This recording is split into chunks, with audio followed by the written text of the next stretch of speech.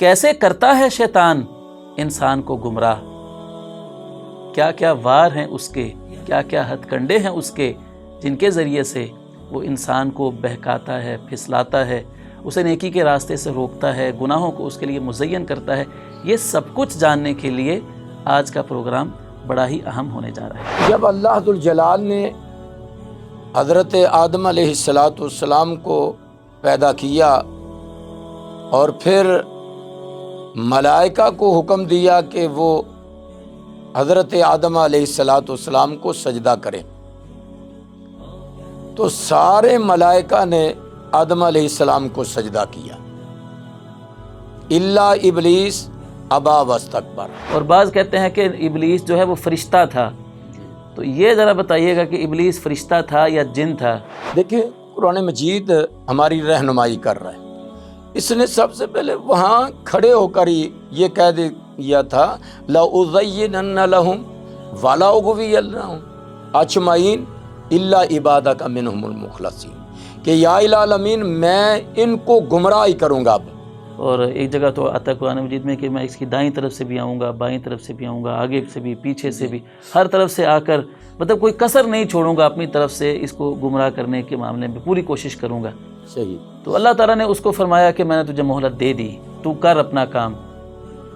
سوال ذہن میں یہ پیدا ہوتا ہے کہ اللہ تعالیٰ نے کیوں مہلت دی شیطان کو؟ حکمت یہ ہے کہ اللہ ذوالجلال آزمانا چاہتے تھے اپنے انسانوں کو، انسانوں کو، حضرت انسان کو، کہ وہ میرا کتنا کو ہے، یا اس کے دل میں میری قدر و منزلت کتنی ہے کہ جس نے اسے بنایا اپنے ہاتھوں سے۔ السلام علیکم ورحمۃ اللہ، نحمدہ و نصلی علی رسولہ الکریم۔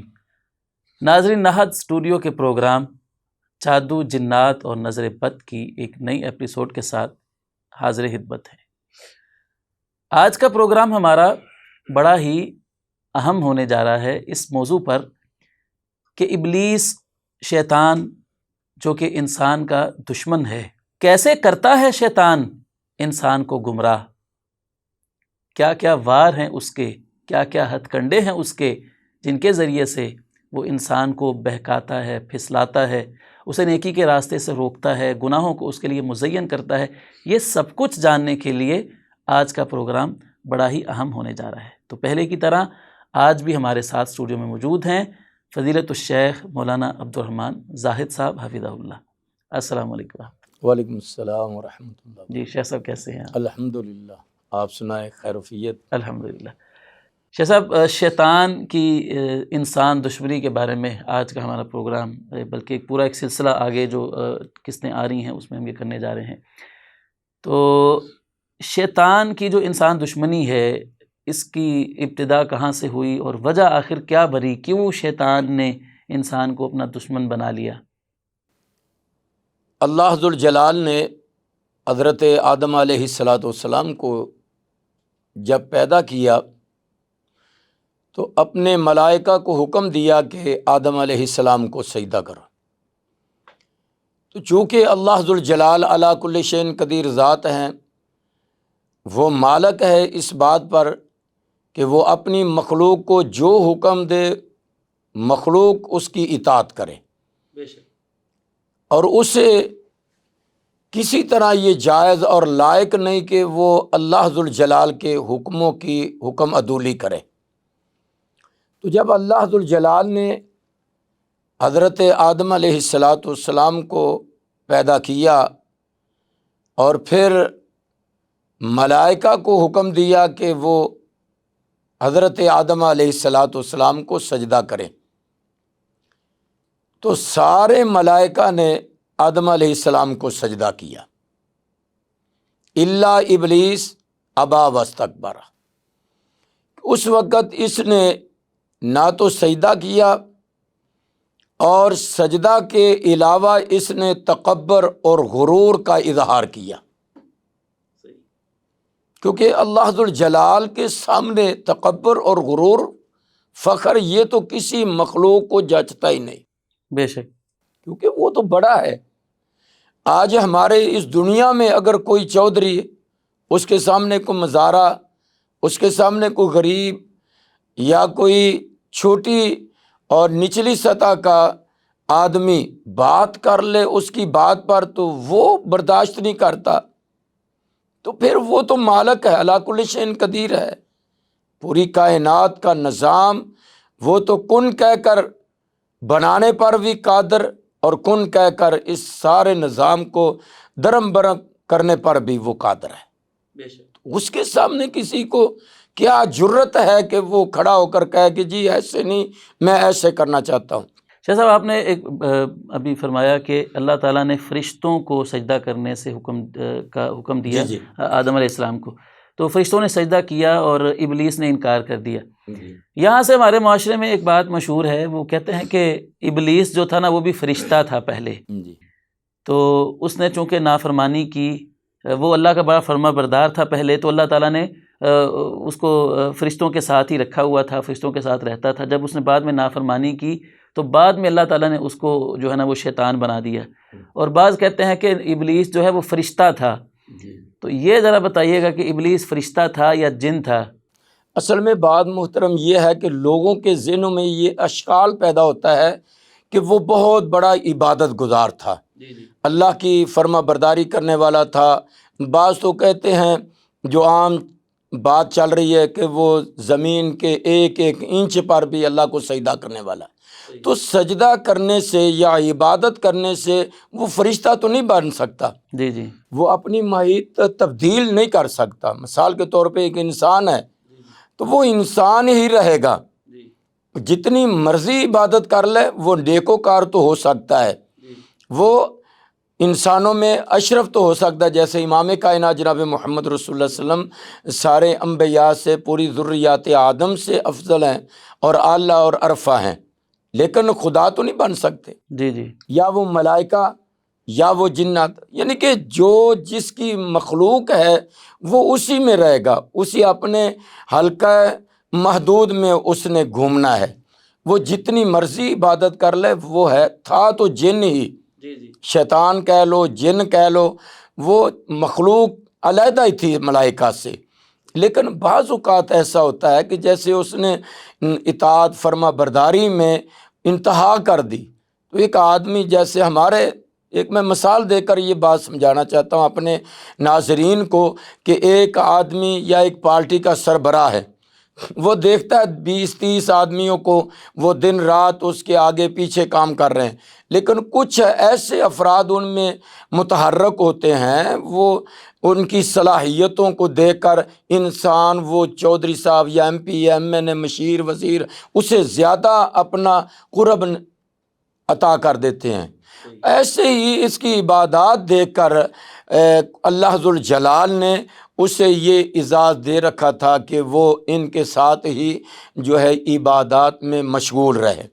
وہ تو علی کل شیء قدیر ذات ہے، اس کو علم تو تھا سارا، لیکن اس کی جس کہتے ہیں نا حوصلہ افزائی، یہ وہ طریقہ ہی ہے بس، اور اس میں کہ وہ ملائکہ میں سے تھا ایسا نہیں، وہ جن تھا، اور جنوں کی مخلوق میں ہی وہ ایک شیطان کہہ لو، سرکش کہہ لو، وہ یہ ضرور کہا جا سکتا ہے۔ قرآن مجید میں شاہ صاحب واضح طور پر موجود ہے کان من الجن، سورہ کہف میں آتا ہے کہ وہ ابلیس جنوں میں سے تھا، جنوں میں سے، تو واضح قرآن نے جب کہہ دیا۔ اور ابھی آپ نے ایک آیت کریمہ تلاوت فرمائی کہ اس نے، ابلیس نے خود کہا کہ خلقتنی من نار، تو نے مجھے آگ سے پیدا کیا ہے، تو آگ سے تو جن پیدا ہوئے ہیں، فرشتے تو نور سے پیدا ہوئے ہیں، پیدا نہیں ہوئے، کیونکہ ملائکہ تو اللہ نے نور سے بنایا۔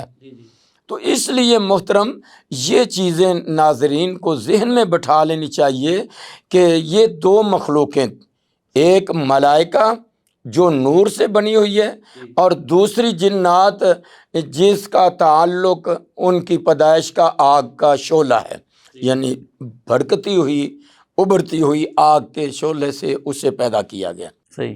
اب آئیں ہم اپنے اس سوال جو کیا اس کے جواب کی طرف، کہ اب اس نے یہ سجدہ کیوں نہیں کیا؟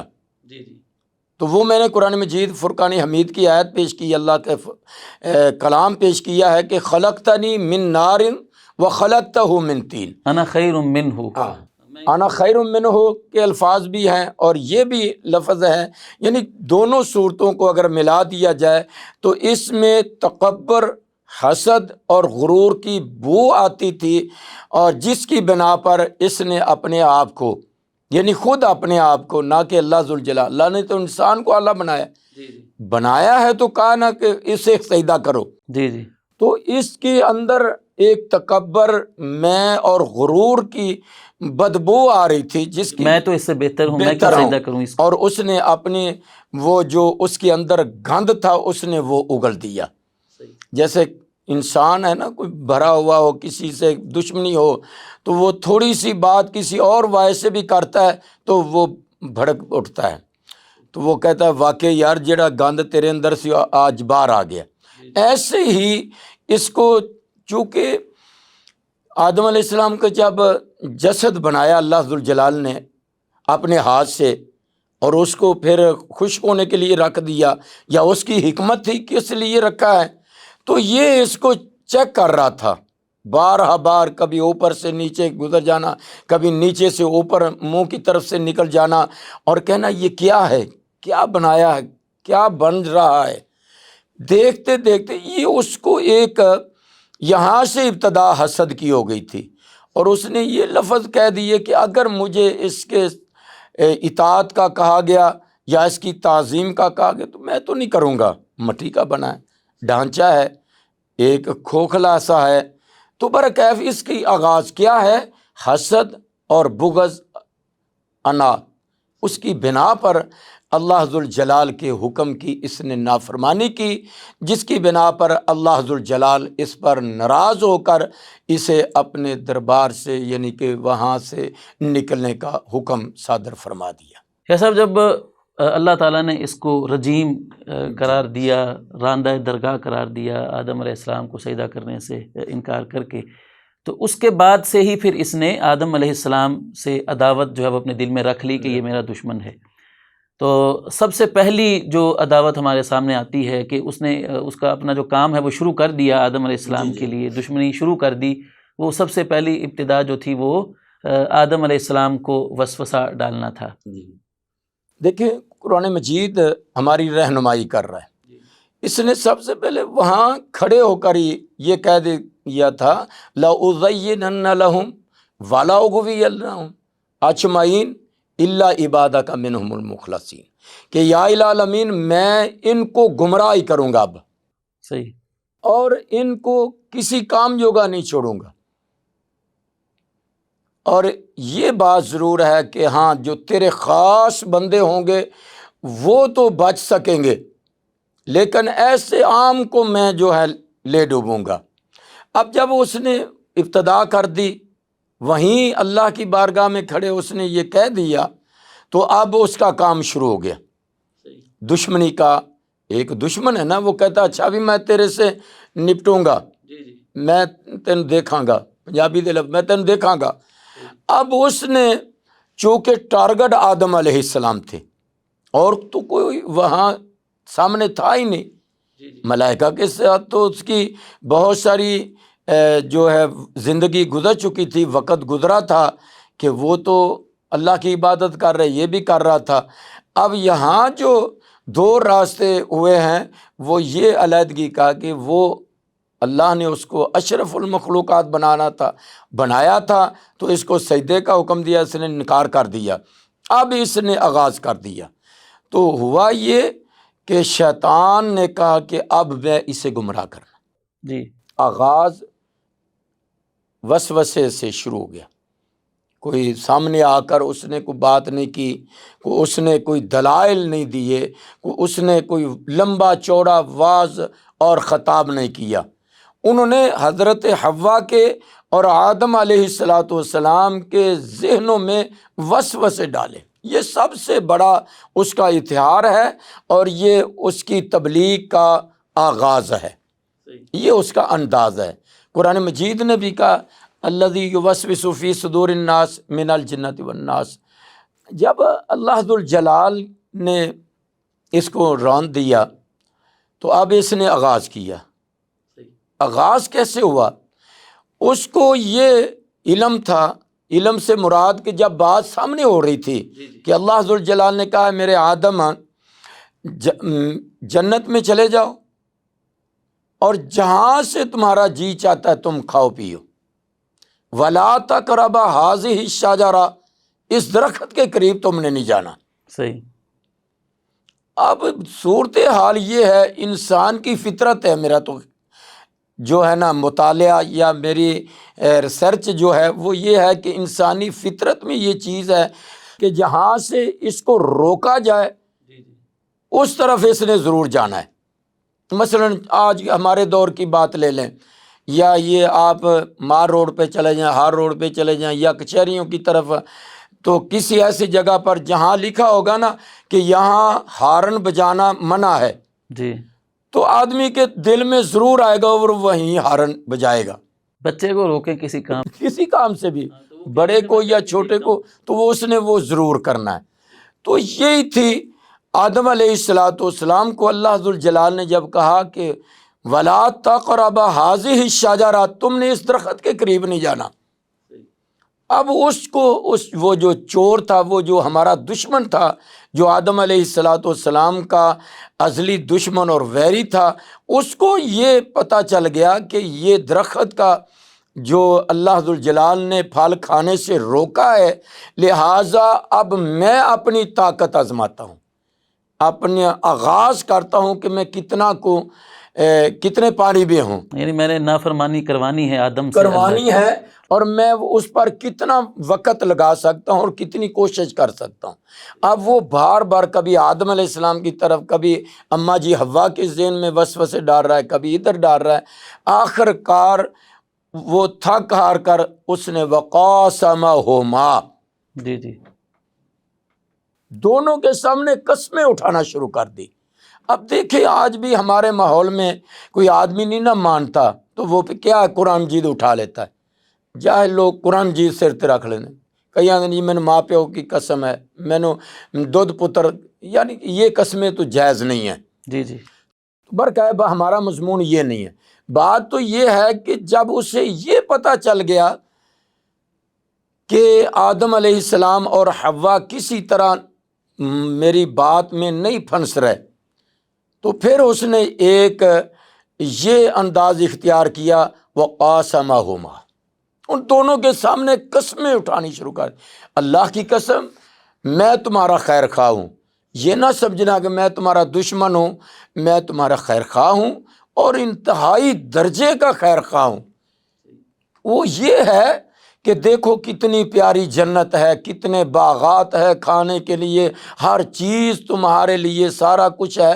اس درخت کو، اس کا پھل نہ کھانے کی وجہ یہ ہے، منع اس لیے کیا ہے کہ اگر تم اس کا پھل کھا لو گے تو ہمیشہ جنت میں رہو گے، صحیح، ورنہ تمہیں نکال دیا یہ جائے۔ لالچ دیا ہے، لالچ دیا، یعنی ایک تو لالچ دیا ہے، اور ایک اللہ کا نام لے کر انہیں اعتماد دلوایا۔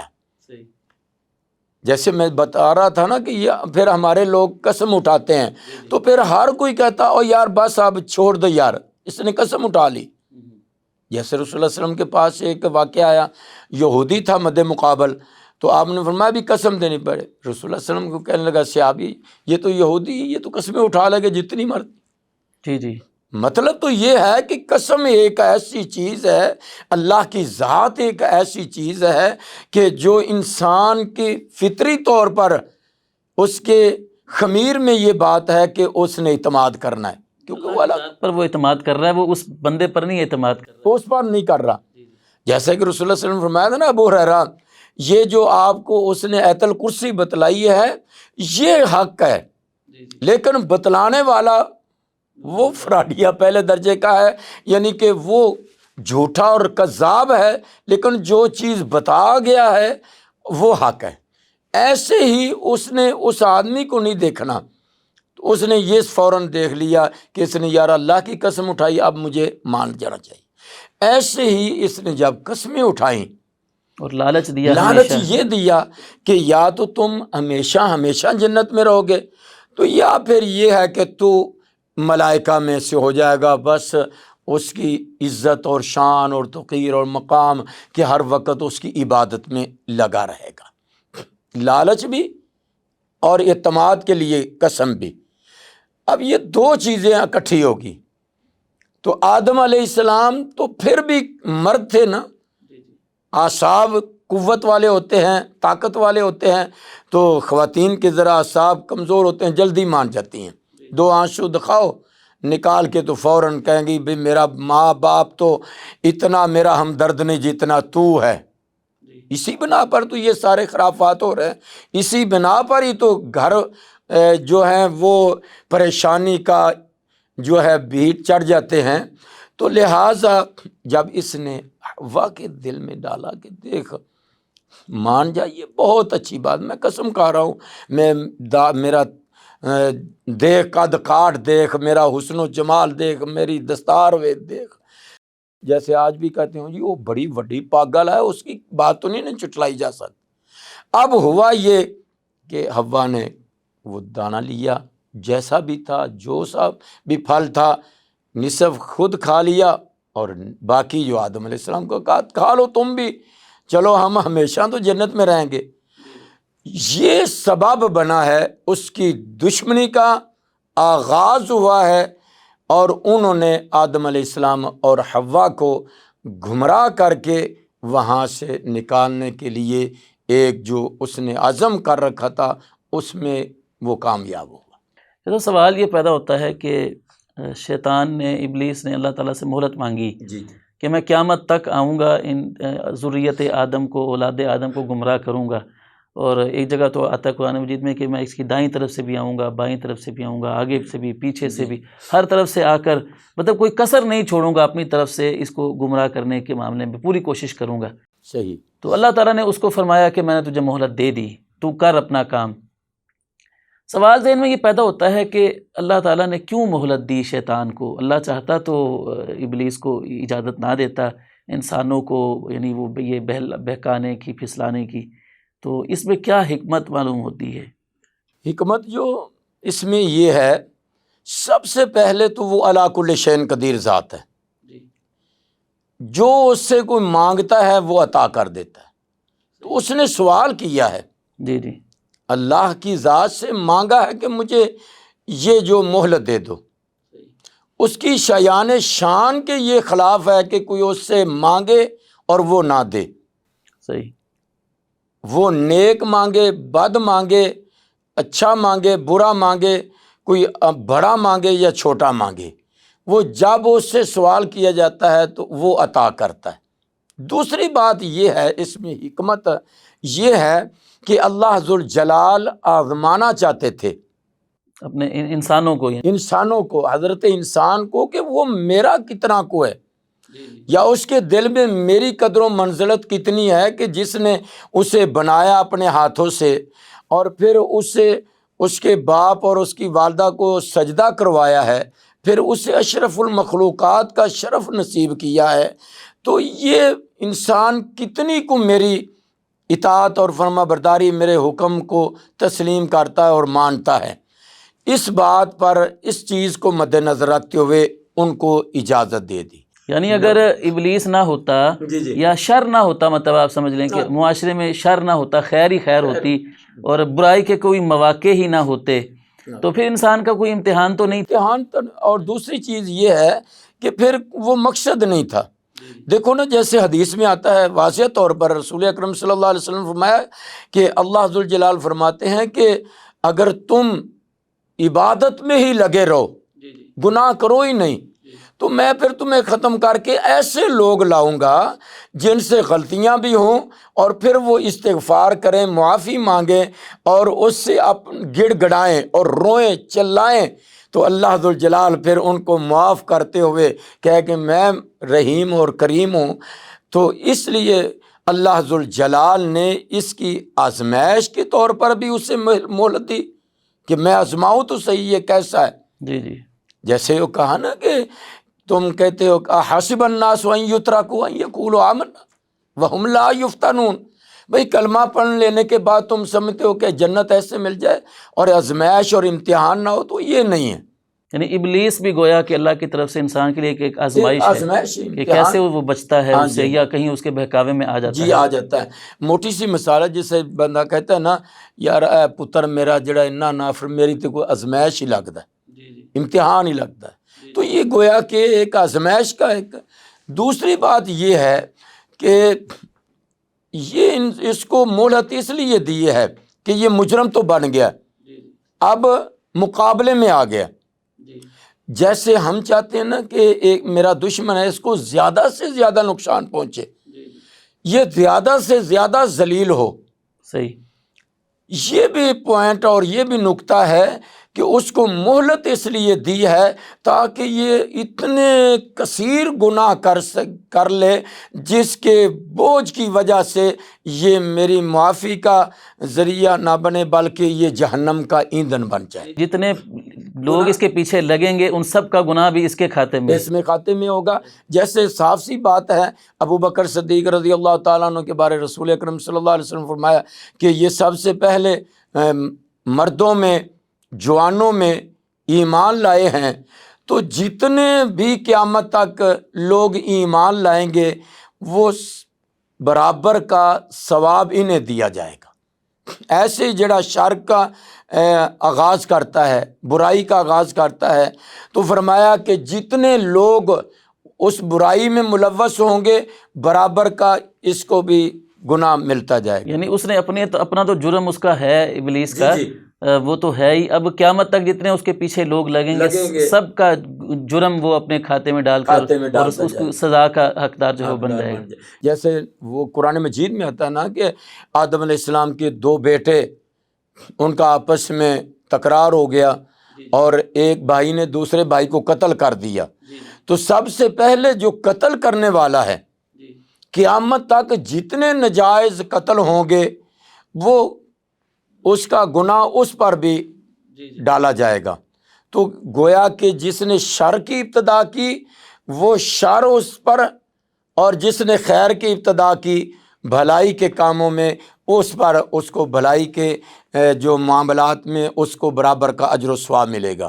تو ہم اپنی بات کی طرف آتے ہیں کہ اسی طرح اس کا گناہ اور اس کا جو ہے دباؤ اس پر گناہوں کا اور ڈالنے کے لیے اللہ ذوالجلال نے کہا ٹھیک ہے جو تو کرنا ہے کر دیکھ، اور تو بھی اور ان کو تیرے پیروکاروں کو میں جہنم میں داخل کروں گا۔ شاہ صاحب ابلیس جو ہے وہ اس نے مہلت مانگی، جیسا کہ بھی ہم نے بات کی، وہ ہر طریقے سے انسان کو گمراہ کرنے کی کوشش کرتا ہے۔ اس کی کوشش یہی ہے کہ میں کسی طرح اس کو جہنم کی آگ کا ایندھن بنا دوں۔ اس کو اپنا تو پتہ ہے کہ میں نے تو جانا ہی جہنم میں ہے، تو میں اس اپنے دشمن کو، انسان کو بھی لے کر جاؤں جہنم میں۔ تو اس کے سلسلے میں وہ مختلف ہتھ کنڈے اختیار کرتا ہے، مختلف طریقے استعمال کرتا ہے انسانوں کو گمراہ کرنے کے لیے۔ تو ہمارا جو سلسلہ ابھی یہ نہا اسٹوڈیو پر پروگرام کا جو آگے چلنے جا رہا ہے وہ اسی حوالے سے یہ جاننا ہے تاکہ ہمارے ناظرین کو پتہ چلے کہ وہ کون کون سے طریقے ہیں کہ جن کے ذریعے سے ہمارا دشمن ہم پر وار کرتا ہے۔ تو ظاہر سی بات ہے کہ ہمیں جب پتہ ہی نہیں ہوگا شیطان کے واروں کا، اس کے ہتھ کنڈوں کا، تو کہیں ہم ایسا نہ ہو کہ ہم انجانے میں اس کے وار کا شکار ہو جائیں۔ تو ہم اس پر اپنے بات کا آغاز کرتے ہیں۔ تو میں عرض کروں گا کہ سب سے پہلا آپ کیا سمجھتے ہیں کہ ایک آسان جو طریقہ کار ہے شیطان کا کسی انسان کو ورگلانے کا، وہ کیا ہوتا ہے؟ محترم دیکھیں، سب سے پہلے اس بات پہ غور کریں ناظرین بھی کہ ایک آدمی ایک چیز بناتا ہے یا اس کے سامنے کوئی بھی مشینری ہے وہ تیار ہوئی ہے، وہ اس کو ایک مرتبہ دیکھتا ہے، دو مرتبہ دیکھتا ہے، اس کو بناتا ہے، بار بار اس کی ریسرچ کرتا ہے، تو وہ اس کا ایک جیسے کہتے ہیں نا پیر کاریگر بن جاتا ہے۔ ایسے ہی یہ کوئی 10 20 سال 50 سال کچھ صدی 2 صدیوں کی تو بات نہیں ہے، اصل سے ہی یہ ہمارا دشمن ہے۔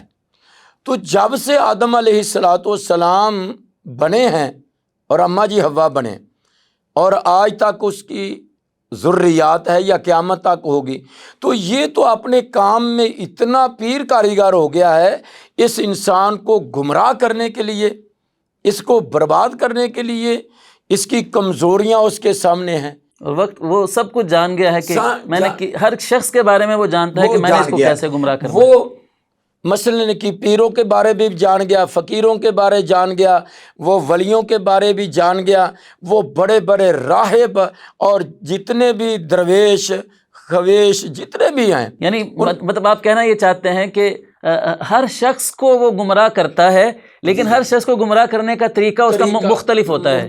اس نے ایک عالم دین کو گمراہ کرنا ہے، اس کو پتا ہے کہ عالم جو ہے وہ تو پڑھا لکھا ہے، سب کچھ جانتا ہے، اس نے کسی اور طریقے سے ہینڈل کرنا ہے. ایک جاہل شخص ہے جس کو پتہ نہیں ہے، اس کو کسی اور طریقے سے کرنا ہے. ایک عبادت گزار کو کسی اور طریقے سے اس نے ورگلانا ہے، ایک گناہ گار کو اور طریقے سے ورگلانا ہے. تو اس لیے دیکھیں، ایک مثال میں دے کر سمجھاتا ہوں، اس چیز کو واضح کرتا ہوں. وہب بن منبہ یہ ایک اپنی بہت پیاری سی حکایت درج کرتے ہیں اپنی کتاب میں. وہ فرماتے ہیں کہ ایک راہب تھا، بہت نیک اور بہت صالح عبادت گزار تھا. اسی بستی میں 3 بھائی تھے اور ان کی ایک ہمشیرہ تھی. تو انہوں نے کہیں کام پہ جانا تھا، یا کہہ لو حج پہ جانا تھا، یا کسی اور غرض کے لیے ان تینوں کو جانا پڑ گیا. صحیح. تو انہوں نے پورے اپنا ذہن دوڑایا کہ ہماری ہمشیرہ ہے، عورت ذات ہے، یہ کس کے پاس اس کو چھوڑ کے جائیں؟ تو ہمارا نہ تو باپ ہے، نہ بھائی ہے، نہ بہن ہے، اس کے علاوہ کوئی اور رشتہ بھی ایسا نہیں ہے جو محرم ہو جس کے پاس ہم چھوڑ کے جائیں. انہوں نے کہا بھی وہ بڑا نیک صوفی صاحب ہیں، راہب ہیں، اور لوگوں کی امانتیں، لوگوں کے معاملات اس کے پاس جاتے ہیں، تو ہم اپنی ہمشیرہ کو اس کے پاس چھوڑ جاتے ہیں. انہوں نے کہا یہ تو ٹھیک ہے. اب دیکھو اس کا آغاز کیسے ہو رہا ہے. وہ راہب تھا نا، وہ بڑے پائے کا ایک آدمی تھا، نیک تھا، متقی، پرہیزگار تھا. اب اس کو گمراہ کرنے کے لیے کتنا اس نے کوشش کی اور جستجو کی ہے. شیطان نے ان کے ذہن میں ڈالا کہ تم ادھر چھوڑ جاؤ. صحیح. ویسے تو وہ کہتا بھی زنا کرو یا یہ جرم کر، تو وہ کرنے لگا تھا. وہ تو جوتے پھیرتا. اگر انسانی شکل میں آتا یا کسی اور طریقے میں تو اس نے تو اسے اچھی خاصی اس کی کلاس لینی تھی. تو اب یہ ہوا کہ انہوں نے کہا کہ ہاں یہ بات تھی کہ تینوں بھائیوں نے اتفاق کیا اور اسے اس کے پاس چھوڑ دیا. اسے کیا کہا، اس کے ذہن میں ڈالا بھائی نہیں ایسے کر لیں، ہاں ٹھیک ہے، اس کا کمرہ وہ ہوگا علیحدہ، تاکہ ان کے دلوں میں بھی نہ وسوسہ پیدا ہو کہ شاید ہمارا بہن کا کیا بنے گا. اعتماد ان کو دلانے کے لیے اس کے ذہن میں ڈالا، ان کو کہہ دو کہ اس کمرے میں اس کو بٹھا دو، ہاں میں اس کو حفاظت کروں گا اور یہ میرے پاس امانت ہے. اب آغاز ہو گیا اس کی گمراہ کرنے کا. تھوڑے ہی دن گزرے تھے، اس کو کہا کہ دیکھ آپ دروازے پر کھانا لے کے اس کا رکھ کے پھر دروازہ کھٹکھٹاتے ہو اور وہ لے کر اندر چلی جاتی، کھاتی پیتی ہے. دیکھو تمہاری عبادتیں، تمہاری ریاستیں بہت ہیں، تو بہت نیک اور صالح ہے. تو وہ بھی تو ایک مخلوق خدا ہے، وہ اکیلی بیچاری ہے، تو کیوں نہیں اس کو تو اپنے معبد خانے میں آنے کی اجازت دے تاکہ وہ یہاں بیٹھ کے کھانا کھا لیا کرے. یہ بھی تیری عبادت ہی لکھی جائے گی، تو بے اجر اور ثواب ہی ملنا ہے. کیونکہ ایک انسانی ہمدردی کے پیش نظر تو اس کے ساتھ اس کو اندر آنے کی اجازت دے گا تو اس کا دل اور بڑھے گا، اس کو جو ہے نا حوصلہ ہوگا. اپنے بھائیوں کی جدائی یا ان کا جانا اس سے محسوس نہیں ہوگا. تو کہا یہ تو بات ٹھیک ہے. اس کو اندر بلا لیا. اب بیٹھنا، وہاں کھانا کھانا اس نے، اور پھر چلے جانا. پھر اس نے ذہن میں ڈالا کہ دیکھ تو ہر وقت عبادت میں رہتا ہے، اس کے ساتھ کوئی گفتگو کرنے والا نہیں، کوئی بات کرنے والا نہیں ہے. تجھے چاہیے اپنی نیکیوں میں اور اضافہ کر، اس کی تعلیم تربیت کا آغاز کر، اس کو کچھ پڑھایا کر. قرب پیدا کر رہا ہے پیدا کرنے کے لیے، اس کے قریب لانے کے لیے، تاکہ وہ جو دوریاں ہیں اس کو ختم کرے. جیسے ہمارے بھی کہتے ہیں نا، پہلے ہنس پہ، پھر پھنس پہ، پھر کم چل پیا. وہ ایسے ہی آغاز کرا رہا ہے. یعنی بدکاری کروانا بدکاری چاہتا ہے، لیکن اس کے لیے یہ سارے بنا رہا ہے، یعنی راستہ ہموار کر رہا ہے. صحیح. وہ قرب جو ہے نا اس کو اتنا قریب لا رہا ہے، اس کے قریب کر رہا ہے تاکہ آسانی پیدا ہو اور وہ جلدی جو ہے نا گناہ میں ملوث ہو جائے. تو اس نے جناب جی قصہ مختصر یہ ہے کہ وہ اندر آنا شروع کی. اس نے کہا اس کو تعلیم دو، وہ تعلیم دینا شروع ہو گیا۔ پھر اس نے اس کا حسن جمال دیکھا تو شرارت اس کے دل میں ڈالی کہ یار اس کو ذرا تھوڑی سی چٹکی لگاؤ۔ اس نے اسے اپنے دونوں ہاتھوں کی چٹکی بھری ہے اس کے ران پہ، تو وہ خاموش رہی، نہ اس نے ریئیکشن کیا، نہ کوئی اس نے کوئی ایسا معاملہ۔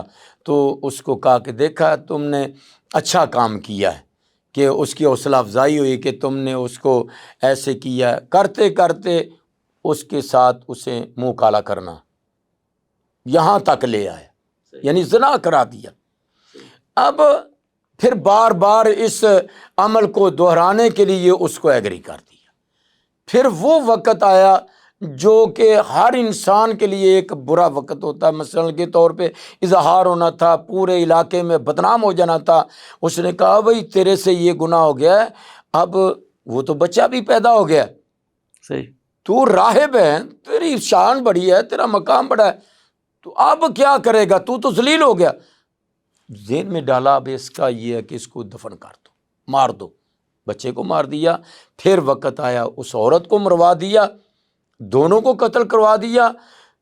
کتنے جرم کر لیے اس نے؟ بڑے جرائم میں 3 جرم، زنا کا اور دوہرا قتل، بچے کا بھی قتل، اس عورت کا بھی قتل، یعنی 3 بڑے جرموں میں سے اس نے 3 جرم کر لیے۔ صحیح، اب ہوا وہ واپس آئے، ان کو کہا کہ کہہ دو بھئی وہ اس کو بخار ہوا تھا، وہ بیمار ہو گئی، فوت ہو گئی، کوئی نیٹ ورک تھا، اگلا گناہ بھی کروا لیا، جھوٹ بولنا شروع کر، یعنی کتنے گناہ، 4 گناہ ہو گئے بڑے بڑے گناہوں میں۔ چھوٹے گناہ تو بہت سارے تھے نا، اس کو دیکھنا، اس کو قریب لانا، اس کے ساتھ باتیں کرنا، گناہ تو تھے، لیکن بڑے گناہوں میں یہ 4تھا گناہ تھا کہ جھوٹ بولا۔ صحیح، وہ مطمئن ہو کے چلے گئے۔ اب شیطان نے ان کو رات وسوسہ ڈالا، ایک بھائی کو خواب میں دکھایا کہ تیری بہن کے ساتھ یہ ہوا ہے، یہ ہوا، تیسرے کو بھی۔ انہوں نے کہا صبح اٹھے مجھے یہ خواب آئی، اس نے کہا مجھے بھی یہ، میرے القیاس کے انہوں نے جو بادشاہ وقت تھا اس کے جا کر مقدمہ درج کرا دیا۔ صحیح، اب اس نے اس کو پکڑ لیا، گرفتار کر لیا۔ پھر ان کو ذہن میں ڈالا تھا کہ وہ تمہاری بہن اور وہ بچہ جو تھا وہ اس نے اپنے معبد خانے کی بیک سائڈ پہ دفن کیا۔ وہاں جب لوگوں نے نکالا تو وہ ثابت ہو گیا جرم۔ صحیح، اب دیکھو آخری چال اس کی کتنی ظالم چال تھی، اور بیڑا گرک کر دیا اس کا، اور اپنی دشمنی کا اس نے پورا جو ہے نا وہ حق ادا کر دیا۔ اب ہوا کیا کہ اس کی انہوں نے کہا کہ اس کی سزا ہی مثلا سولی ہے، 2 قتل کیے ہیں اور اتنا جرم کیا اس نے، اور یہ معاملہ ہے۔ پھر کیا ہوا؟ اس کے پاس آیا، بھی تو آج تجھے سولی پہ لٹکا دیا جائے گا، تیری زندگی ختم ہے۔ پھر میرے پاس ایک طریقہ، میں تجھے بچا سکتا ہوں۔ پھر بچاؤ، کہنے لگا ایسے نہیں بچاؤں گا، وہ شرط ہے میری۔ کیا شرط ہے؟ مجھے سجدہ کر۔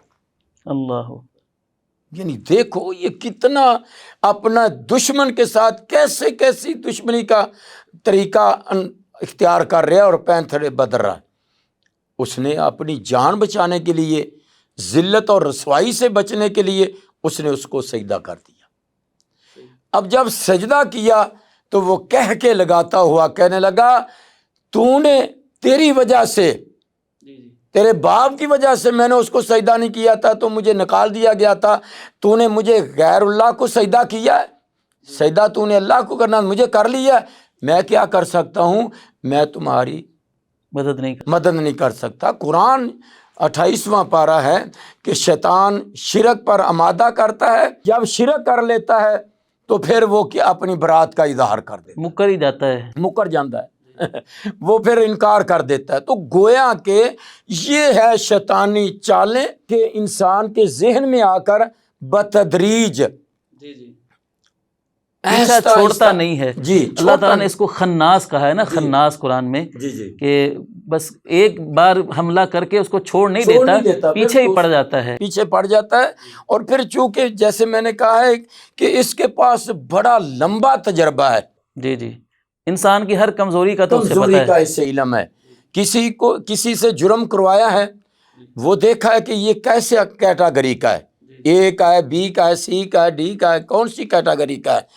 اگر تو کوئی عالم دین ہے، ٹھیک ہے نا، تو عالم دین ہے تو اس کو کہے کہ تو یہ کام کر، تو وہ تو نہیں کرے گا، ظاہر سی بات ہے، ظاہر ہے نا، جی جی، کیونکہ وہ کہے گا کہ میرے پیچھے نمازی بھی ہیں، معاملات کئی معاملات ہیں، تو اپنی عزت کا خیال ہے، جی جی، جی اب اس کی شان ہے، مقام ہے، توقیر وقام، پھر اس کو ٹارچ کرے گا کہ یار یہ جو کام تو کر رہا ہے بھلا یہ بھی کام کر لے، یہ بھی بہت نیکی والا ہے، یعنی بدعت جسے کہتے ہیں، کہ جو رسول اللہ علیہ وسلم نے نہیں کیا، اصحاب رسول اللہ نے نہیں کیا، کیونکہ آپ نے فرمایا نا میری اور میرے صحابہ کی علیکم بسنتی و سنت خلفاء راشدین، اس میں جائے حدیث کے کچھ اس پر بحث ہے، لیکن بات تو یہ جیسے دیکھو نا، خناس کا لفظ ہے کہ ہر طرف سے آنا اور بار بار آنا، ایک مرتبہ، پھر 2 مرتبہ، 30 مرتبہ، آخر کار وہ آدمی تھک ہار کے کہتا کہ یار یہ بار بار آ رہا ہے اور بار بار میرے ذہن میں ڈال رہا ہے، تو میں ایسے کر لیتا ہوں۔ جب وہ کر لیتا ہے تو اس کا بیڑا غرق ہو گیا۔ تو اس لیے ہمیں یہ سب سے پہلے تو ہمیں اس چیز کا مطالعہ ہر مسلم کو کرنا چاہیے کہ ہم قرآن و حدیث کا مطالعہ کریں اور اپنے دشمن سے بچاؤ کے لیے وہ تدابیر اختیار کریں جو اللہ اور اس کے رسول علیہ الصلاۃ والسلام نے ہمیں بتلائی ہیں۔ تو ہمیں قرآن مجید کا مطالعہ، حدیث مصطفیٰ کا مطالعہ، اور سب سے زیادہ ذکر و اذکار جو ہے اس پر ہمیشگی رکھنی چاہیے، تاکہ ہم اپنے دشمن کے جتنے بھی وار ہیں ان سے بچا جا سکے۔ جزاک اللہ خیرہ شیخ صاحب، اللہ تعالیٰ آپ کو برکت عطا فرمائے۔ ناظرین، آپ نے دیکھا کہ آج کے پروگرام میں ہم نے قرآن مجید کی آیات کی روشنی میں، احادیث مبارکہ کی روشنی میں شیطان کی جو انسان دشمنی ہے اس کے بارے میں بڑی ہی قیمتی معلومات حاصل کی۔ تو ضرورت اس بات کی ہے کہ ہم اپنے اس دشمن کو جانیں، سمجھیں، اس کے واروں کو سمجھیں کہ وہ کس کس طریقے سے ہم پر وار کرتا ہے، اور اللہ تعالیٰ کا یہ ہم پر بڑا ہی کرم ہے، اس کا فضل ہے کہ اس نے ہمیں سب پہلے سے ہی آگاہ فرما دیا ہے کہ اگر یہ بتایا ہے اللہ نے کہ شیطان تمہارا دشمن ہے، تو یہ بھی ہمیں بتایا ہے کہ وہ کس کس طریقے سے تم پر آ کر وار کرے گا، اور پھر یہ بھی بتایا ہے کہ تم نے اس سے بچنا کیسے ہے۔ تو ناظرین، آپ دیکھتے رہیے گا ہمارا یہ پروگرام کا سلسلہ، انشاءاللہ ہم اگلی ایپیسوڈ میں بات کو آگے بڑھائیں گے اور یہ جاننے کی کوشش کریں گے کہ ابلیس کے آخر کون کون سے ہتھ کنڈے ہیں، کون کون سے طریقے ہیں جن کے ذریعے سے وہ انسانوں کو گمراہ کرنے کی کوشش کرتا ہے، تاکہ جب ہم آگاہ ہو جائیں اس بات سے تو ہم شیطان کے واروں سے خود کو بچا سکیں۔ اللہ تعالی ہم سب کا حامی و ناصر ہو۔ والسلام علیکم ورحمۃ اللہ وبرکاتہ۔